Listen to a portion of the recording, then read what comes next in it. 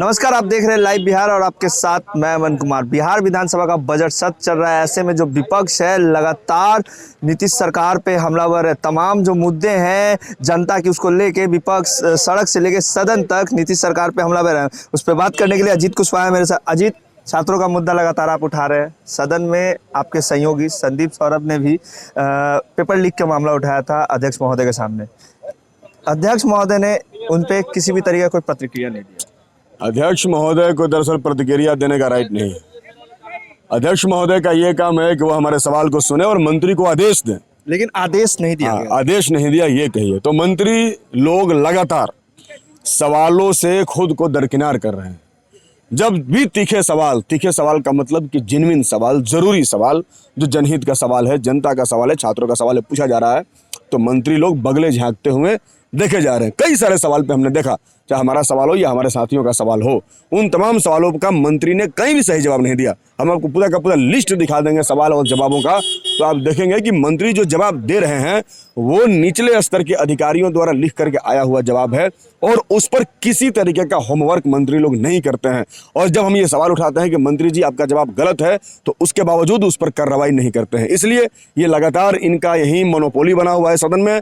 ये चाहते हैं कि हम मंत्री हो गए हैं तो सिर्फ जो है लाल बत्ती के गाड़ियों के पीछे हम लोग घूमते रहें और एंजॉय लेते रहें। तो ये मंत्री लोग एंजॉय लेने के लिए बने हैं, ये जनता के सवालों को हल करने के लिए बने ही नहीं है। इसीलिए जनता के सवाल जो हैं, जो जिस पर सरोकार रखने की जरूरत है, उस पर ये लोग सरोकार नहीं रख रहे हैं। सिपाही बहाली की बात कर ले। सिपाही बहाली का एग्जाम हुआ था 14 मार्च को। पेपर लीक का मामला आया। छात्रों ने अपने सोशल मीडिया साइट पे भी तमाम जो क्वेश्चन है वो डाले।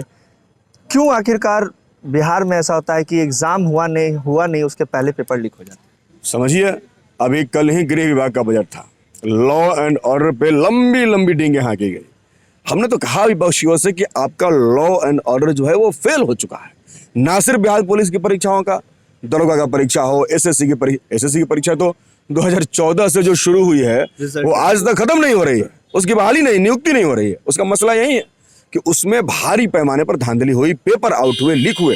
कोई ऐसी परीक्षा बता दीजिए पिछले 5 से 10 सालों के बीच में जो परीक्षा हुई हो उसका पेपर लीक नहीं हुआ, लेकिन कोई कार्रवाई नहीं हो रही है। अगर पेपर लीक करने वाले अफसर्स, अधिकारियों पर कार्रवाई होती तो ऐसा नहीं होता। मतलब साफ है कि यदि कोई मंत्री या मुख्यमंत्री या कोई मिनिस्टर अगर अधिकारियों को इसका जिम्मेदार नहीं मानता और उस पर कार्रवाई नहीं करता, इसका मतलब साफ है कि मंत्री स्तर के लोग इसमें शामिल हैं। मंत्री स्तर के लोग शामिल हैं, मंत्रालयों से पेपर लीक होते हैं। इस बात का यह स्पष्ट उदाहरण है, क्योंकि कोई कार्रवाई आज तक पेपर लीक करने वालों पर नहीं हुई। आपके सहयोगी ने एक प्रस्ताव रखा था कि कोई भी एग्जाम अगर होता है तो उसको एक सर्टेन डेट दिया जाए ताकि उसी डेट में सभी चीज़ हो जाए, नियुक्ति भी हो जाए, रिजल्ट भी आ जाए। बिल्कुल, ये तो हमारा राइट है। ये होना ही चाहिए। हम परीक्षा दे रहे हैं तो हमें मालूम होना चाहिए कि 6 महीना लगेगा कि साल महीना में हमारी नियुक्ति होगी। उसके बाद हम अपना अगला प्लानिंग करेंगे। नहीं तो 14 में परीक्षा दिए हैं और 21 तक हम प्लानिंग नहीं कर पा रहे हैं। 7 वर्षों से इंतजार कर रहे हैं। 7 साल हमारा उम्र खत्म हो गया। 7 साल के बाद हम कुछ करने के लायक नहीं रहेंगे तो हम कहाँ जाएंगे? इसलिए ये बहुत जरूरी है कि एक टाइम बाउंड होना चाहिए जिसके अंदर ये रिजल्ट मिले। इतनी ही बात नहीं है, बल्कि ये लोग परीक्षाओं के अंदर जो रिजल्ट आ रहे हैं उसमें भी बहुत सारी त्रुटियां सामने आ रही है। इसलिए हमने सवाल उठाया कि अन्य परीक्षाओं को भी इंटरनेट पर उसके उत्तर को अपलोड किया जाए, जैसे भी पीएससी करता है। कई सारी परीक्षाओं में होता है, लेकिन ये नहीं करते। इससे फ्रेश होगा परीक्षा, इससे लोगों का भरोसा आयोग पर और सरकार पर होगा, लेकिन सरकार ऐसा नहीं कर रही है। तमाम तरह की धांधलियां हो रही है। आपकी बातों को भी अनदेखा कर दिया जा रहा है सदन में। जब आपने क्वेश्चन पे आंसर को अपलोड करने की बात कही थी तो उस समय भी अनदेखा कर दिया गया था। देखिए, हमारी बातों को अनदेखा नहीं करना है। हम प्रतिनिधि हैं हजारों लाखों लोगों के, छात्रों के, नौजवानों के, और जो हम पर उम्मीद रखते हैं, जो हमसे कहते हैं कि भैया आप ये सवाल रखिए, इस पर कोई कार्रवाई हो। तो इन सवालों को दरकिनार करना, सवालों से खुद को अलग कर लेने का मतलब हजारों छात्रों और नौजवानों के सवालों से अलग कर लेना है। तो ये लोग देख रहे हैं और इसका जवाब इस सरकार को यहाँ के नौजवान, यहाँ के छात्र देंगे। ये उनके सवालों को जो है खारिज करना है। हम तो उनका सवाल तो हम उठा रहे हैं, तो हमारे साथ साथ उन हजारों लाखों नौजवानों के, छात्रों, उनके उम्मीदों के खिलाफ ये मंत्री और मुख्यमंत्री कार्रवाई कर रहे हैं। 23 मार्च को क्या करने जा रहे हैं आप लोग?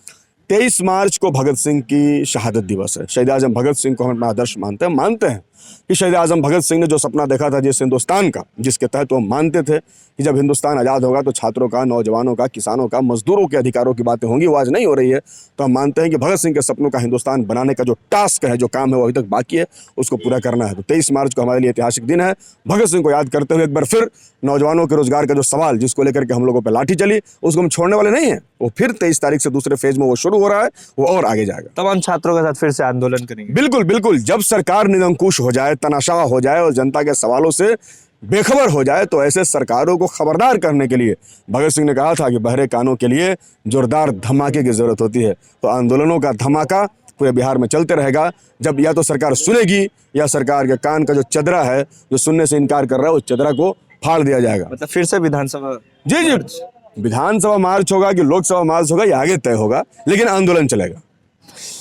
तो ये थे अजीत, जिन्होंने कहा कि छात्रों की आवाज़ लगातार विपक्ष बना हुआ रहता है, आगे भी बना रहेगा। 23 मार्च को भगत सिंह की शहादत दिवस है। उस दिन तमाम जो छात्र हैं बिहार के, उसके साथ एक बड़ा आंदोलन चलेगा, क्योंकि सरकार अगर हमारी आवाज़, छात्रों की आवाज़ नहीं सुनेगी, विपक्ष उनकी आवाज़ है, और अगर उनकी आवाज़ नहीं सुनती है तो आंदोलन तो होगा ही। आगे भी ऐसे ही आंदोलन होते हैं जब तक सरकार इन छात्रों का जो मुद्दा है वो सुनती है या नहीं। ऐसे ही तमाम अपडेट्स लाइव बिहार देते रहेगा। अभी के लिए इतना ही, नमस्कार। लाइव बिहार यूट्यूब पर सब्सक्राइब और फेसबुक पर लाइक जरूर करें।